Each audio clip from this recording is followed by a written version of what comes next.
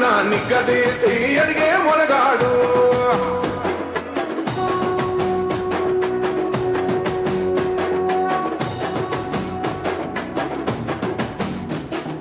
ఓహమంటూ లేని వాడు అందరినీ కలిపేటోడు ఆనాటి రోజులు. తెలంగాణ రాష్ట్ర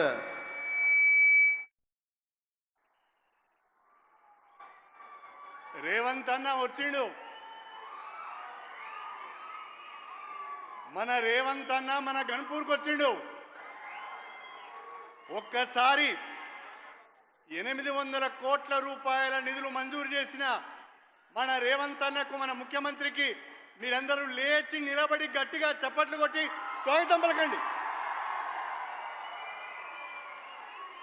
థ్యాంక్ యూ.